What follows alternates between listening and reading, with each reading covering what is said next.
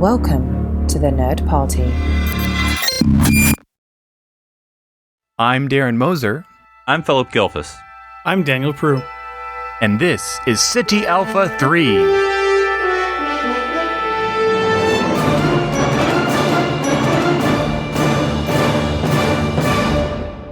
Hello, and welcome to City Alpha 3, a Star Trek podcast here on the Nerd Party. I'm Philip Gilfus, joined as always by Darren Moser and Daniel Prue. Gentlemen, how are your Star Trek week going? Pretty good. I've actually been watching some Stargate. Does that count? No, it doesn't count. Right, Daniel. Jeez. No, that does not count. I'll regret asking, but here I go. Which one?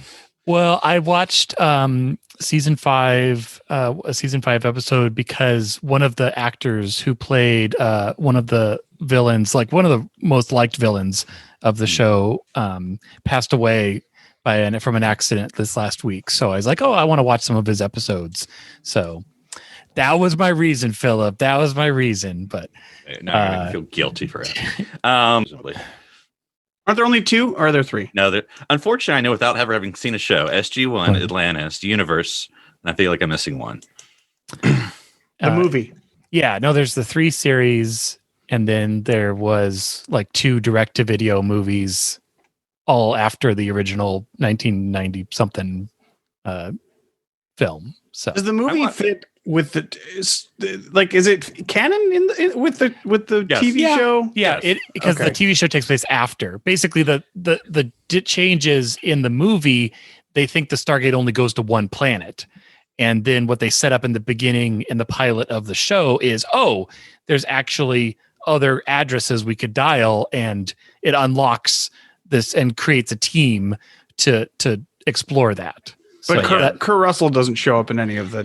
No, but he's played by Richard. He's played by Richard Dean Anderson. Richard Dean Anderson is playing the same character, and they actually reference the events, like in the movie. Like he's kind of suicidal. Like he goes on the mission like on a one-way trip because his son accidentally shot himself with his gun, and they keep that in the story. Like they reference it in the show some, so they keep that as part of it. And then Daniel is the scientist. Yeah, but I mean, he's the not Kevin Spacey. I know. I'm blanking on his name too, but I know you too. Ultron. He's Ultron. Yeah. Spacey. Robert California? No, yes. not yes, Spacey. Yes. Yeah. Robert California. Mm-hmm. Yeah, it's James. James Spader. James Spader. Sorry, it took me a while. But yes, he plays the James Spader character. So those 2 characters stay through into the next story. And I think a handful of ones, but yes, I vaguely remember the movie. To answer your question, yes, it is canon. Yeah, I remember I did actually see that movie in the theater. I remember being in high school. I was a group of friends went to the one movie theater. And they actually bring back there's a little boy he befriends on Abydos, the planet they go to, and he comes and plays himself in the show. Interesting. Okay. Yeah, and that's what's going on in Star Trek. So, no, I did see we got some announcements about Strange New World, some cast members. They put a little video out. It was cute. And we did have a Doctor Who person. Oh, who's on Doctor Who? Just one episode. Okay. It was the young It's lady. not James Corden, is it? No, she was in the 11th Doctor episode. Good Man Goes to War. But anyway. Okay. Yeah, Chung I think is her last name. So, anyway. But then we have someone who's up for a Tony Award who's going to be going on there as well. So anyway. None of them looked like James Kirk or Scotty, or Philip Boyce, or none of them. Yeah, so we'll see. It's probably going to be all new crew, of course. So they're all going to die within the first season. All right, because you can do that. All right. Well, moving on. All right. Well, today, another bit of Star Trek news, or at least it's been in the news and still is in the news, is that the Star Trek Voyager documentary is being crowdfunded as we record this. In fact, I was just checking; they are up to $725,000, and they have at the time of this recording 17 days left. So I think they've already beat the DS9 record, if I'm not mistaken already. I think they were 6. And that unlocks the score, right? I think that was at 650 or something. Yeah. The 750K is the next stretch goal. What do we get? 10 more minutes? It's a one-sheet mosaic movie poster, which I think is like all the people who've given will be on the poster. I mean, I know it doesn't work like this, but my brain can't go past like this 100,000 that we spend from this to this is so we can get a poster. And it's like, no, I know that's not how it works, but it's like, it's like we would make the poster, guys, but it costs $50,000. So. I heard if they make it 2 million, they're gonna bring back Tuvix. So oh no, fingers crossed. Fingers crossed. It's a long shot. But, we do have to do a Voyager documentary episode. Are we getting any HD footage? Does that become any of the stretch goals? Because it's never been mentioned by anyone. I mean, I haven't been like. I mean, they've been doing podcast announcements, and I just go by what's on the website. Right. So. Yeah, they would obviously put it there if it was. Maybe it's so obvious that they are doing it that they haven't mentioned it. I don't know. Yeah, it's true. It's like surprise. But which episode would you want to see in HD? I posted that on there or as a Facebook comment, and like my two things, because there's a lot, but off the top of my head, I said Year of Hell because I'm trying to think space battles. Not that that's what makes Voyager, but that's what makes it would be awesome. Well, I'm trying to remember. Here's a question: would you want it to be an earlier episode where they're using the model Voyager, so that's easier to up and redo the quality, or a later episode where it's CG Voyager and they have to rebuild it all from scratch?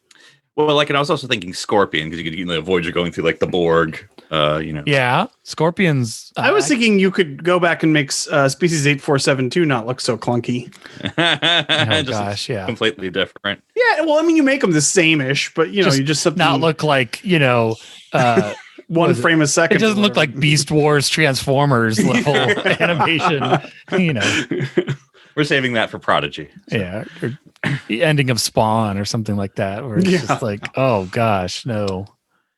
That's a good question though. I want I guess, would it be like a heavy effects episode would be better, or would we want to do like the one where they go back in time to like the 90s, just because it's a fan favorite? I don't know.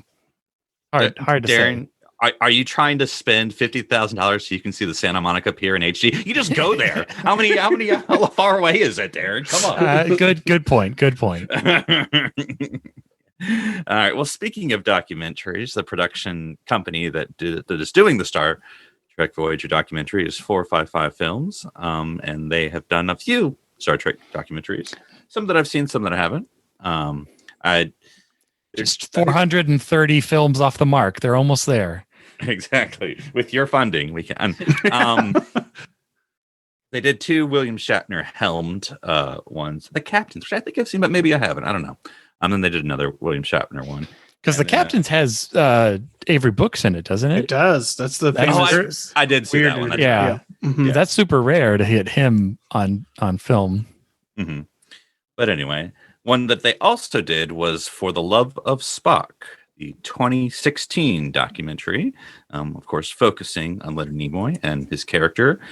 Sort of the hook there is that it was directed by Adam Nimoy, Leonard's son, of course, and who's also directed some Star Trek episodes. Is that as well. Adam Nimoy - Farrell now, I guess? I don't know. I don't think he changed his name. That's true. But... No, I that was one. Wait, what is that? What is that? He married Terry Farrell. He married Terry Farrell? I had no idea. Yeah. Are you kidding me? Yeah, it's fairly. Yeah. I say fairly. It's within the last 5 years. I think it's 2017 or 2018 because I had to look it up. I was talking. We knew they were a thing for a little while, but then they straight up married each other. Yeah. Oh, see, now I'm just jealous. Which, by the way, you blacked it out. You blocked it out, Daniel. You must have. I mean, I was already jealous. You're Spock's son. That's cool, but oh man. Which does lead to a certain irony or awkwardness of now they're showing the scene where Jadzia is checking out Spock. So, oh yeah, that's right. They did show that. Huh? Yeah, it's her father-in-law that she's checking out. So anyway, moving on. But we just wanted to talk about For the Love of Spock and get into the Star Trek documentary mood. And so I'd never seen it. I think I'd seen some of it and then just got interrupted and never saw the whole thing. So, which I know hasn't happened to anyone else. But anyway. So Daniel, you're always talking Spock around here. What'd you think of this documentary overall before we get into the details?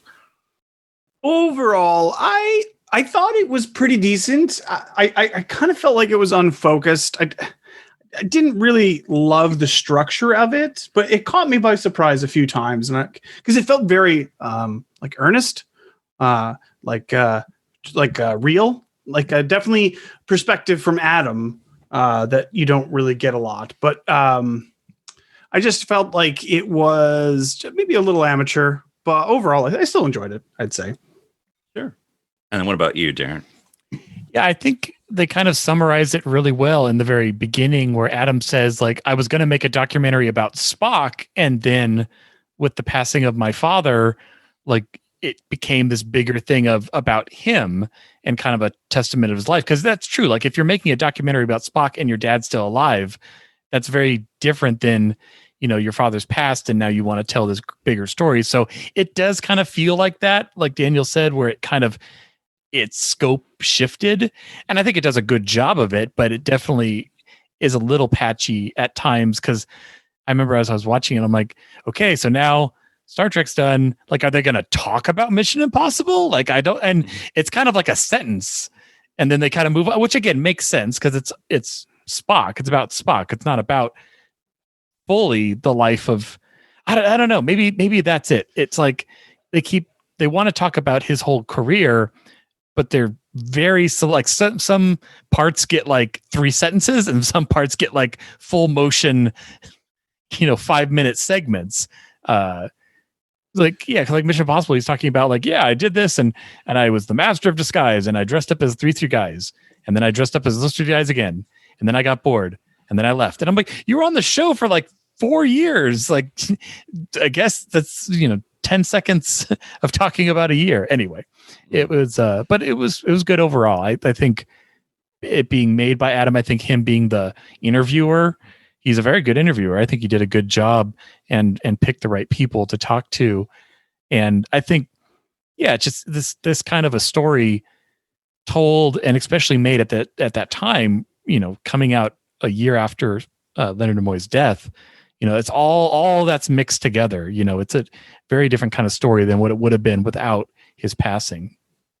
Yeah, and I thought it was interesting. You talked, Darren, before we started recording, that it's, I believe, off the top of my head, an hour and 51 minutes. That might be off a little bit. Because I remember before I turned it on, I'm like, because the joke in my mind, I think I've said it out loud with y'all, is that when the Star Trek Voyager documentary first started, it's like one of the stretch goals is like, well, it was only going to be 60 minutes, but thanks to your funding, now it's going to be 90 minutes. I'm like, so now I'm watching like 2 hours on one character. I mean, like, I get it. It's Spock, but like a whole series, we were only going to do an hour about. Yeah, it's 111 minutes, which is, it's a long documentary for one, but it's not just about Spock though. I mean, it's about, I learned tons about it, about like Star Trek. And you all know like the big stories, but the way it was kind of like a snapshot of Star Trek and just watching his career go through all of that and the motion picture and, directing and all of that. It was really, really cool.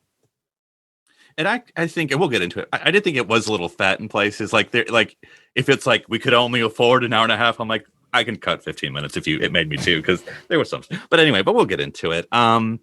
So, there's no particular order, but I guess we'll do it this way. So, as you said, Darren, the sort of framing of the story, not that it always sticks to it, but it's fine or not fine, you can argue.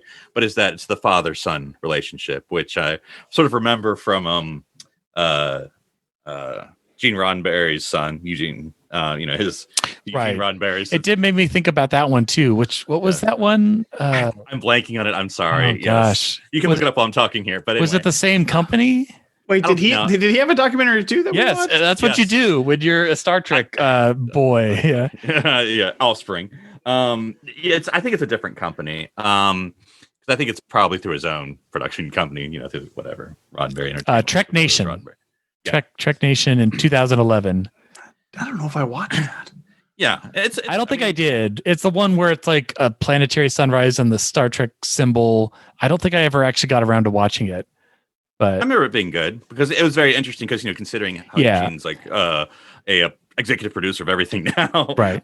Back then it was sort of like I'm discovering Star Trek by discover. Well, I'm discovering my father through discovering Star Trek. Yeah. Like this is a big thing. I never engaged. And it's been a long time since I've seen it, so I might be off here. But like I've never engaged in the thing because it represented his father. He never, had also a rough relationship with, but like engaging. He saw the fandom, seeing the fandom kind of painted a picture of his father, and then against his real experience, or which is kind of what we get here. So that's what I wanted to talk about: the father and son of it all. Darren, what would you, I mean, not to get soap opera or tabloid or anything, but like, I don't know, what you think about, Adam's story about his father, because it was, somewhat his story, even though Leonard was in there in the beginning, because like probably during pre-production, Leonard was doing a lot of this. But anyway, what did you sort of think about the revelations about that father-son relationship? Yeah, I mean, it's not too surprising. I mean, because, Adam's, fairly, quite a bit older, and he's had this longer relationship with his father. And I like the part where he talks about like the letter, that his dad had written him to kind of try to, break down some of his feelings. And I was surprised, like towards the end of the documentary, when he talks about, his stint with alcoholism and stuff, which I had not known about that. I didn't know that. And yeah, and it was very similar though. I think how like kind of Trek Nation is, where it's like, I don't feel that Adam was as antagonistic against Spock character, like taking away his dad, or anything like that. But it does feel more like, I mean, Adam talks about like first time going to a Star Trek convention. And it's like, that's, but he's like 40, 40 plus or whatever. I don't know how old he is, but the point being that he's drinking the Kool-Aid now. He's rolling deep into Star Trek and just trying to experience that side of his father. And the parts where he's talking about, like he talked about, again, Mission Impossible starting, and they went to Hawaii, and he's like, I had a great time, but by then, you kind of learn you have to share your father with everyone, and the picture kind of fades, and it shows him and his dad on the beach, and then there's fans as well that kind of come into the picture, and it's like, yeah, it's the Hollywood life. It's a very difficult life, it's and you have also people from Leonard's age group, who aren't necessarily close to their fathers. Like it's only kind of a more modern thing, but it definitely depends on a lot of your family, on just how your relationship is with your parents and whatnot. So it was an interesting take. I mean, I'm glad they didn't dwell on it too much. Like it wasn't like he's he's interviewing his sisters and Leonard's brother and other aspects, but it wasn't like, I don't think I'd known that Leonard had divorced and married again. But no, I think that was, I think it definitely made it more special though, to have Adam involved. Like, I don't think like anyone could have really made this documentary with enough time and resources, but it being Adam, I think it gave it a special lens. And I think it definitely helped a lot when, like when he's interviewing, when he's interviewing Shatner, and it's like, how's Shatner going to respond to Adam Nimoy versus like interview guy, for the documentary, it's going to be different. Maybe I missed it when I was looking through, but did they ever show the shot of him sitting in the chair with his dad? Okay. I'm sure they did. I just must've missed it, but yeah. Yeah, two quick points, and then Daniel, I'm interested in your point of view. Is that one? I thought it was interesting. I mean, maybe this is just being the psychological aspect that perhaps Leonard having to be Spock, and again, we make fun of TOS and TNG just having so many episodes, but that means literally a longer production schedule. So literally meaning Leonard has to be Spock for like, I don't know how many times out of the year, but like, let's just say like 9 months out of the year, he's having to be Spock like almost every day. And that the fact that he's carrying that home as an actor. And so he's in that, as they talk about, he's in that Spock mode. And so, Spock mode's not going to play with his kids when he gets home, he's not. And so how much, Leonard was lost as a person, as a father, instead of being like Spock when he comes home. And so while he was on Star Trek, and maybe, I don't know, for the rest of his life, for all I know, I don't know, that sort of created that sort of schism, which maybe that's rationalizing too much of it away, but I thought that was an interesting aspect of it. Sorry, not that kind of schism.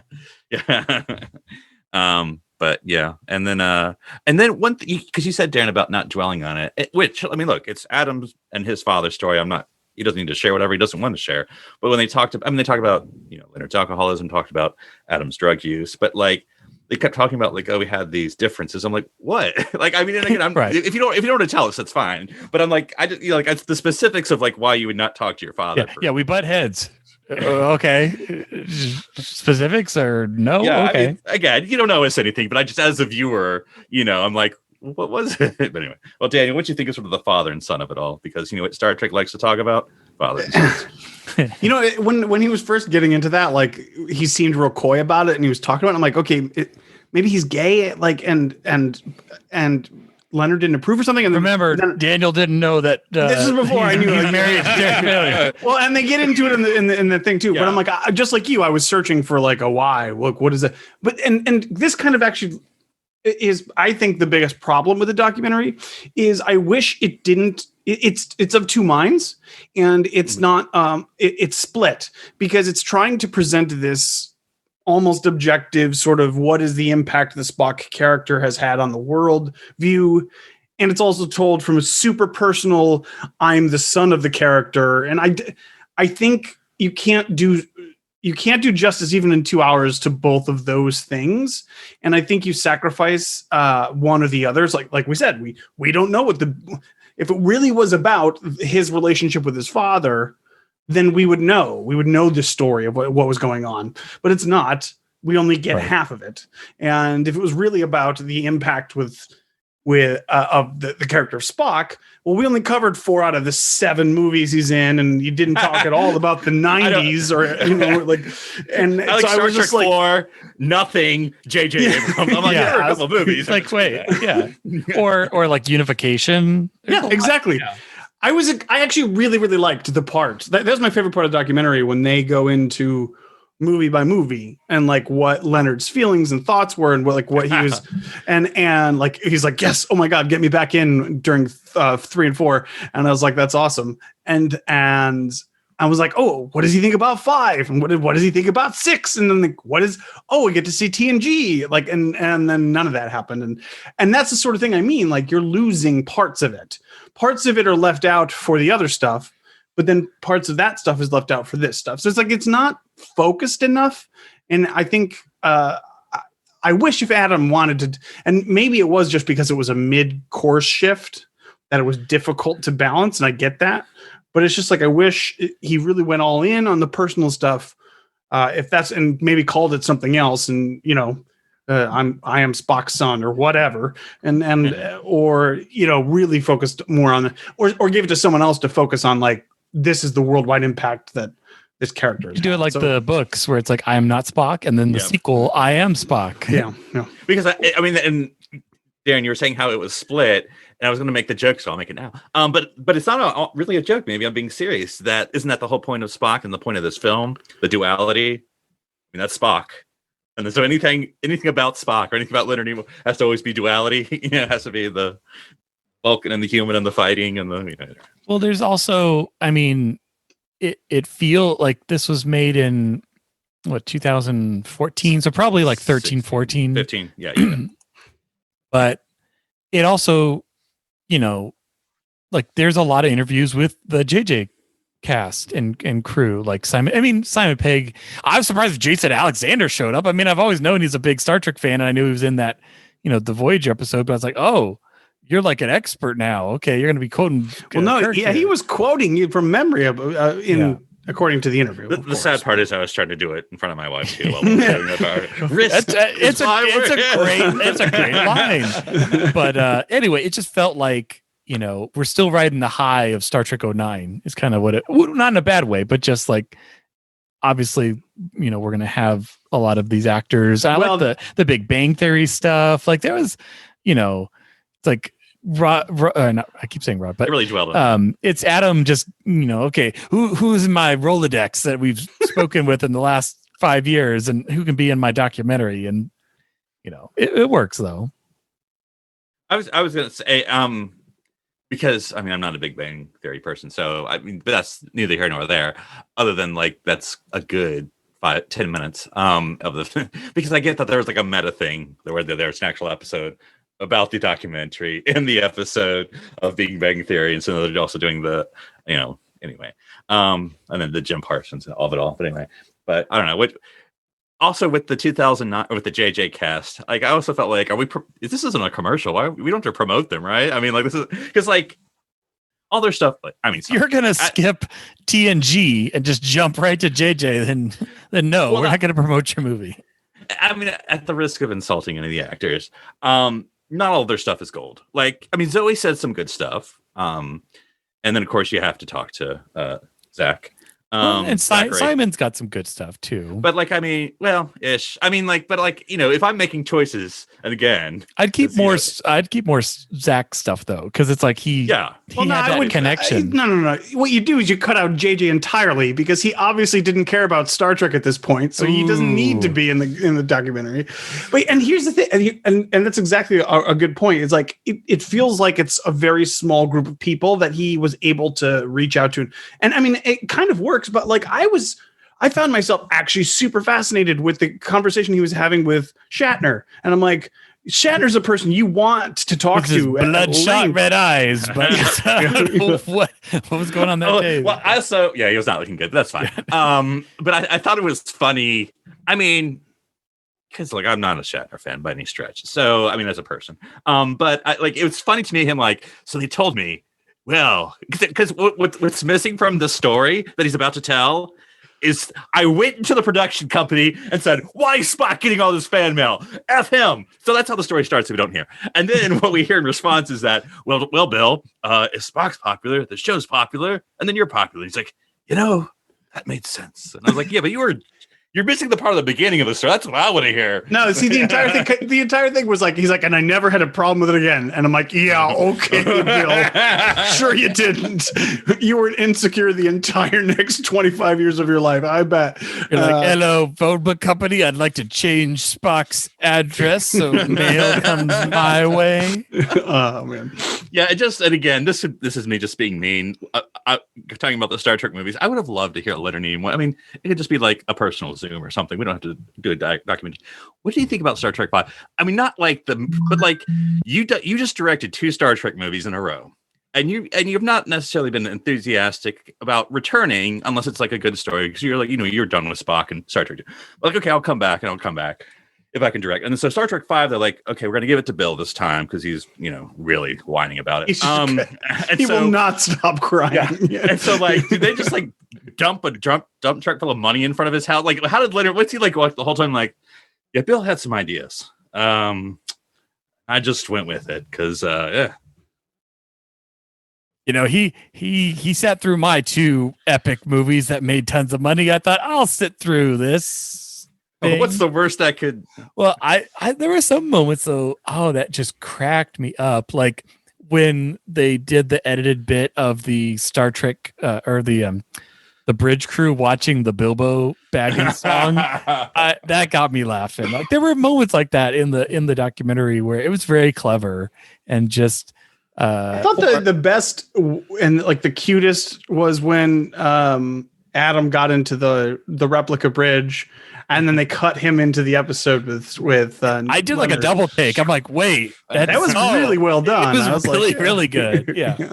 Yeah. Of course, I was sort of yelling at the screen, like, why aren't you at your dad's station? And I was like, oh, that's why. Okay. Give it 5 more seconds, Philip. It'll make sense. I like that. Like, it doesn't matter whether your parent was a major character in Star Trek. You're still sitting in the captain's chair. You're sitting in the center chair. Yeah. But then they show him later, like standing over there. It'd be funny if he's like, "How does this thing work, Dad? What are you doing?" Now, Darren, are speaking of skipping things and things only getting 1 sentence, because I know that you are our proponent of the animated series. You wanted, if you could have chosen any clip, you wanted it to be this one with the prankster. And Spock getting shoe polish on his eyes, I'd want the one with the giant Spock, with the 60-foot Spock. That's the scene you want because it's so asinine. It's just no. Yeah. I mean, I liked that. I mean, I knew that story of him going to bat for Nichelle and George, and then I loved how they kept talking with Walter in the interview, and I'm like, you guys do know Walter wasn't in. My favorite part is Walter's like, yeah, that was so good of him, and then they like cut. I mean, he could have done something for me, but yeah. I know. It's really good for a letter to do that. Good for those guys. Good like, for those guys. I'm white, so they're like, we're covered. But no, it was. Although, I'm trying to think who else. Yeah, I think Michelle is the only one that we didn't interview at all. No, she was on there. She was. And of course, I don't know. Oh, that's right. They're just little bits. Yeah. And they may have taken interviews from other media moments. It necessarily wasn't. They did. They had moments where they're like, "This is courtesy of Fox," and blah blah blah. And well, you definitely have to have lots of rights because this whole documentary is chock full of like CBS intellectual property. I don't think I knew about the lawsuit either. I didn't. This is the first time I didn't either. That was, and that's why it was so fascinating. That was such an interesting part of it. I was like, oh yeah, well, that almost stopped Star Trek the motion picture. It's like, oh dang, I think if I had to sum up this entire thing, I felt about half the information I had no idea about, and that was really fun because by now we know lots of Star Trek lore and tidbits and stories, and we've all heard about this one and that one, but like where does the Vulcan salute come from and things like that. Like most Star Trek fans know that, but there was a lot in this that we didn't know, and that's fun to finally to learn something new. Did you know about that Outer Limits episode? I didn't think I did. No, but that was also fun because I kind of felt this at the very beginning of the documentary where, I'm like, oh man, we're like 5 minutes in and it's like Star Trek. And I'm like, what's the rest of this documentary going to be about? Because Star Trek doesn't last that. I mean, I'd kind of forgotten the movies, but, it was also nice, seeing, like I knew Mission Impossible and Star Trek, and I'm like, oh, okay, I know he does other things too, but I didn't know that he did a stint on Broadway and did, and was a Nazi and, did all this cool stuff. And I'm like, that was fun. That's the part of the documentary where it's not just about Spock and it's about Leonard's life that I enjoyed. Yeah, this because I had rewatched the DS9 documentary a week ago, I think.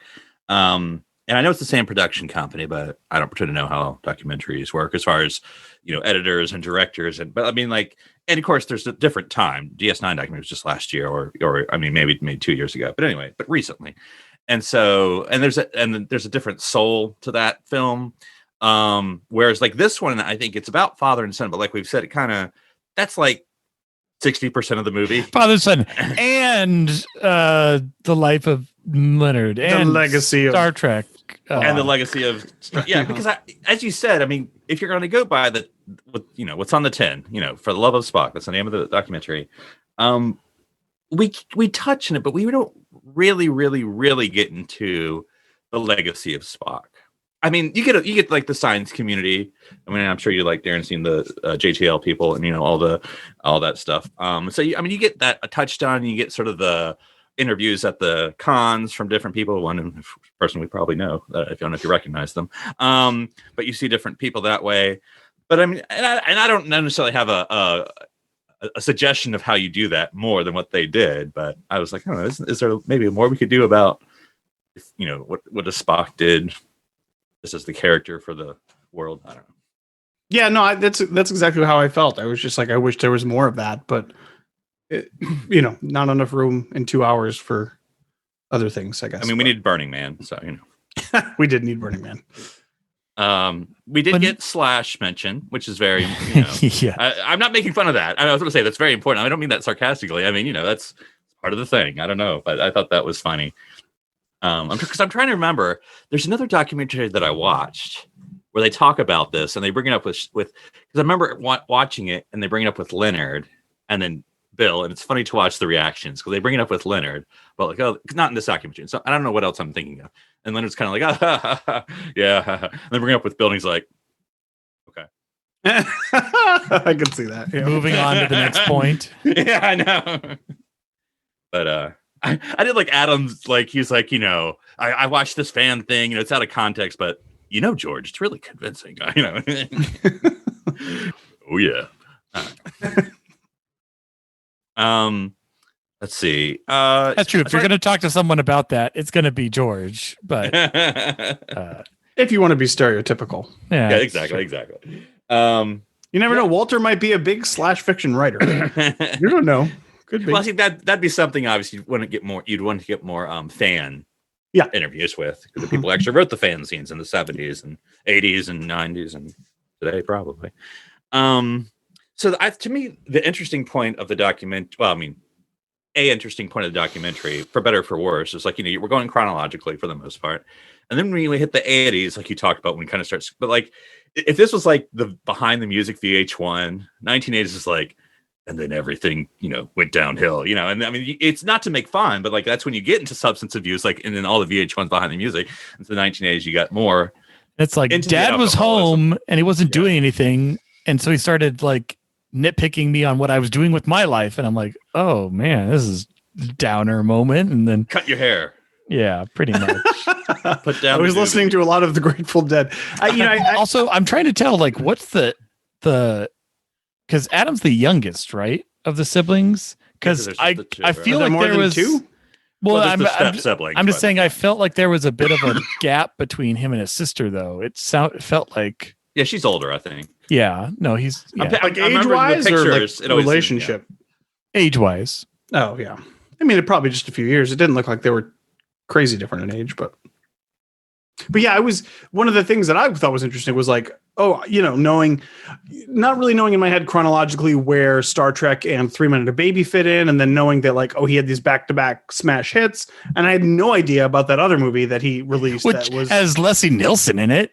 Yeah, and I'm like, well, I'm sorry, I was trying to tell with that video because I didn't know what it was either, and I'm like, and they're making all these allegations about stuff, and I'm like, and then it was all bad. I'm like, was it bad because the movie didn't do well, or did it like hit too close to home, or like where's the story going? Yeah, because I don't even know what the movie's about. So now I'm like, I have to look up what this movie's about first, So.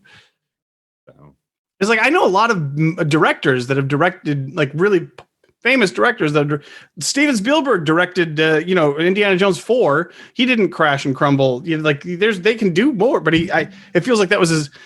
It was presented as that was the end of his directing career, and it's like 1, 2, and then none, and then I stopped directing, and it's like, which is fine if that was his personal choice, but again, it doesn't really go into it. It's just like, and then everything fell apart, and then I was in Mission Impossible, and then I wasn't, and then well, and then it talked about him coming back, from kind of that troubled time with photography, and because I knew he was a photographer and enjoyed that very much so, but I didn't know that was so late in his life that kind of became a thing.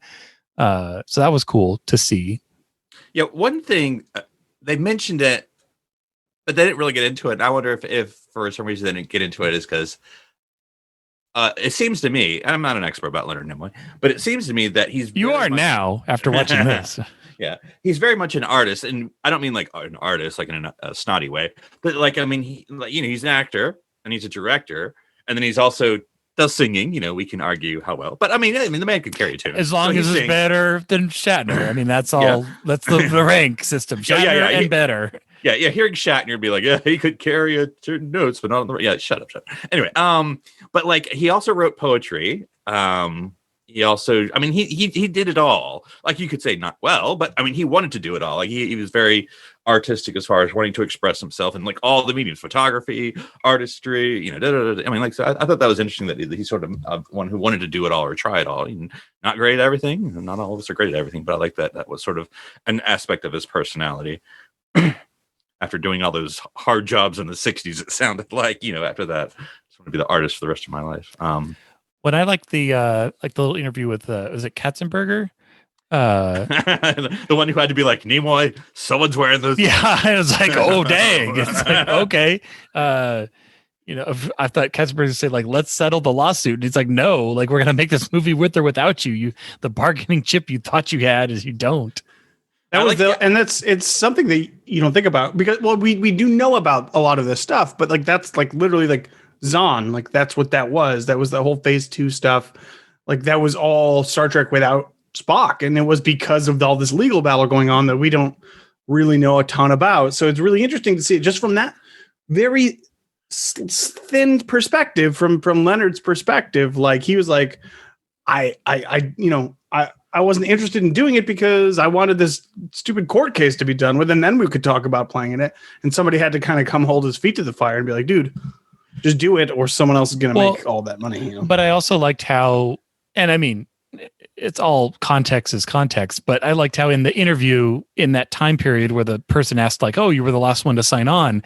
And he didn't like, he's smart. He wasn't like, well, yeah, I had legal trouble. So they ripped me off for 10 years. It's like, no, it's like, don't say that. You say like, you know, you make a joke about the mail taking a long time to get to Vulcan. And it's like, okay, that's class, because you don't need to be petty at that moment, you know, and it works. And you want to say how much they didn't say how much the settlement was. I'm interested. Yeah, that's true. Yeah. He brought me a check and I was like, woohoo. And then the script. And then they glued the ears on and I could never take them out. So that'll do it naked. Come on. It's also funny. I mean, here, because we all have our beloved stuff, but it is interesting to hear the honesty of like Leonard just being like, "Oh my God, motion picture, jeez." Yeah, he did not like it. Yeah, where he's like Star Trek, and then like, oh, we have the money, so it's all going to be about that was the editing. Is like, and then we went this way, and it's like, pew, and then we went that way, and it's like, yeah, it. You hear that, everyone? Spock doesn't even like the motion picture, so maybe you should rethink your priorities. He's like, compared to the animated series, this is gold, Jerry, gold. But yeah, so the 1980s again. I mean, I'm not trying to steal these people's lives; they can share if they want to share. But you had revelations about alcoholism. You had the divorce from his longtime wife, and then again, you had sort of, and again, doesn't always say anything. There was never any talk about the daughter. I mean, she's in it. And she talks about her father, so obviously there's no hard feelings. But I don't know if that was just the break with Adam that he had throughout those years, whether that was with his daughter too, or I mean, you can treat it. Doesn't. I mean, yeah, you're right. It doesn't go into it. And again, this is one of those things that would if you're doing a hyper focused family dynamic story, you could get into that sort of thing. But they're like starting to get into it, and they're like, actually, we're going to talk more about pop culture for this 5 minutes. I got the feeling from how they presented it was he was probably just much closer with his daughter the whole time. Fathers and sons, that sort of thing. Yeah. So yeah, I thought the successes and failures was interesting to share, because with all of our Star Trek actors, they all have had peaks and valleys in their careers, and so it's always interesting what you think. But I did like that Leonard, at least early on, I don't know if it was actually true in practice, but in theory, he was like, a promo slut. Like, I will go to anything they want me to show up in, because I'm saving those Benjamins, because I know this Star Trek faucet isn't going to last forever here. So, he's like, I'm doing records and I'm doing this, and that's smart because, like he said, before Star Trek, he only did work 2 weeks at a time. It's like, yeah, when you get a hit, you bank it, because you never know. Yeah, you don't raise your standard of living, and then you go back down. So yeah. Well, is there anything after watching this documentary again? It had a lot in it, and other than taking away anything you didn't like, anything you would have liked them to hit on or to expand on? I'll go with you, Daniel.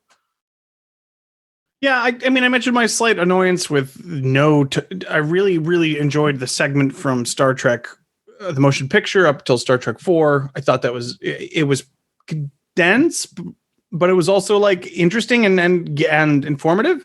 And then they just drop off and they pick up at JJ. I wish, like, I'd love to know his thoughts. And I kind of feel like, and I don't know if this is the case, and you guys may not know either, but a lot of the times, like, he was almost narrating it. So I feel like it was through one of his biographies that he did on tape or something. Oh, yeah. It must have been. Spock, maybe. Yeah, yeah. So a lot of that information may have been known previously to people who've read those books. But I thought it was presented well and it was interesting. So I was like, I really wanted to know where he was at with Star Trek 5 and then Star Trek 6 and then TNG. And like, they kind of just gloss over all that, and they didn't even gloss over it. They just ignored it. They didn't address it at all. So that's really where I'd like to know his thoughts, because because you see his shift, his perspective and his where he is changed from the 60s when he, like you said, Philip, he's like desperate to do whatever he can for anyone, and then like he shifts into this sort of more artistic role. He's a little bit more free to do what he wants and explore himself, and then the 80s happened and he's got to do these, he does these movies and it's more of a director approach. And anyways, and then like where was he in the 90s, like, and then we get the aughts and he's like photographer man and he wants to, and then he's okay with these, and then he's family dude. But I just feel like there's a piece missing there. You guys missed like 12 years of this, or 20 years of this man's life. I don't know why. That bothered me. Yeah.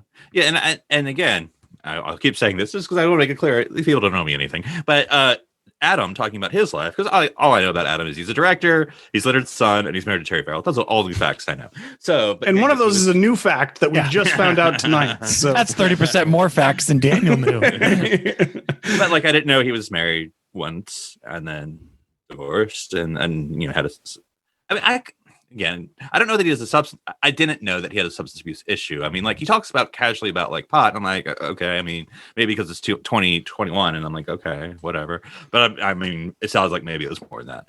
But anyway, and then second wife, and then she. We've all heard Bilbo Baggins. Sounds like I'm pretty sure pot was involved in that song somehow, but. So Adam has a second wife, gets married, and then she dies, I guess, very quickly afterwards, sadly. And so was his reunification, if you will, with his father. And so that was interesting just to learn more about Adam a little bit, because I guess, you can't help talking when you're talking about your dad, you're going to talk about yourself, whether you need to or not. I mean, that was interesting stuff. But Darren, what about you? Any stuff you wish they had added or gone into deeper? Yeah, I think similar to Daniel, like I was surprised that they did kind of gloss over the 90s and stuff, especially the Spock parts, because it's called, For Love of Spock. Like if there's any moment that talks about Spock, you put it in. Like I thought that's what they would at least talk about, like unification. Cause I mean, that was that would have been interesting to see about him. Maybe there's just no material. I don't know. Or heck, get Patrick Stewart, get someone else to, talk about Brent Spiner. Yeah, Brent Spiner or Patrick. That would have been awesome to have them talk about the 2-part episode, and the legacy of Star Trek continuing, and having this episode with Leonard Nimoy and all of that. Like that would have been really interesting. I mean, for anything, just the clip from Unification, which I don't know. I think it's famous just because I have it like I saved on my YouTube, and I watched a lot of when Data and Spock are talking. Right. And Data talks about like, are you Vulcan, or and then they kind of contrast their two characters. I think it's always an interesting character moment for both of them. And that's the thing too. Like, and this is what we were talking about earlier. Like, this is just seems to be Adam's range of like of people available to him, but like. He has the whole JJ cast, but nobody else from Star Trek post TOS. And it's like, you could probably talk to a lot of these people about Spock. You could, if you could sit Patrick Stewart down or Terry Farrell. Hey, Terry Farrell now? I found out. You could talk to Scott Bakula. Like you could get a whole bunch of just Star Trek people to talk about Spock. Joanne Blaylock. Yeah. Like I think that would be interesting, but they don't, unfortunately, and it's just a lost opportunity, I guess. Yeah, because I think even you could have gone one of two ways. You could have talked to Vulcan actors, so Tim Russ, all that, or you could have talked to the other in every series. So like Brent Spiner as Data, Renee, Deep Space Nine, et cetera, et cetera. But there's two ways, because I feel like again, if you're doing that legacy of Spock is that other. And the divided and the fitting in. And I talk a little bit about that at the beginning with, feeling like the outsider and whatnot. But yeah, no, I guess that was just my thing at the end. It's like, okay, it's about Spock, the character. So any mention of him, we should put it in. Like we have time to talk about the Heineken ad, but we can't talk about unification. Because it was a big deal in the 90s too. Like in TNG, that's a huge deal. Yeah, like it was like an anniversary episode, wasn't it? Yeah. I don't know if because I remember it being like because we know this as the TNG nerds. It's like TV Guide was all a buzz. We put. I mean, I know D was in the pilot, but we got Jimmy Doohan, and that was kind of like, we're putting our foot in the water. All right, we're allowed to do that. All right, Spock, You could even go back as far back as Sarek, of course, because that's true. You're right. It's mentioned there as well. But again, if this is about Spock and not Nimoy's, then that's what you would do, and that's why I feel like that's the one part that frustrated me a little bit about it. Yeah, and this is, this isn't a critique, and again, only because I saw the Deep Space Nine doc, which I guess is really well done. And again, I'm not the biggest DS9 fan, but because I think the philosophy when they're doing the DS9 documentary was like, we don't want this to be just a talking head thing, and so I feel like it's really organized well or interesting. In that, or is this is just a talking head for like the 90% most part, which is, that's what a documentary is. But then once you see it done differently, you're like, oh. So as we look at the Voyager one, I hope they embrace some sort of philosophy. I don't know who's the showrunner for the Voyager documentary. I don't know what to expect because the DS9 one was so different. Like, not in a bad way, but just that was Ira. Yeah. That was Ira. He's kind of a weird dude, so it worked out, So I don't know who they're gonna have be, like you said, who are they gonna really build the story around? Is it gonna be Janeway, with Kate, or is it, I don't know, or just pick like the Robert Picardo? Like, I could see them doing that. Like, he's kind of like that neutral character that they're gonna have, narrate everything. I was just thinking, like who's going to narrate it? But anyway, I don't know. He seems a bit. I don't know. It'll be interesting. But anyway, Barkley. He knows everything about that. Would be great. Do I? Actually, yeah. Anyway, sorry. I think Rich Schultz is around. Anyway, final thoughts. Dan, anything you want to add for the Love of Spock? I do love Spock. And so, Spock has meant a great deal to me as a character. He is probably second in my Star Trek loves behind Picard. And I think he's a wonderful, fantastic character. And this is just a different way to celebrate him than I think you might imagine it is going into it. So it's no less relevant, but it's just different.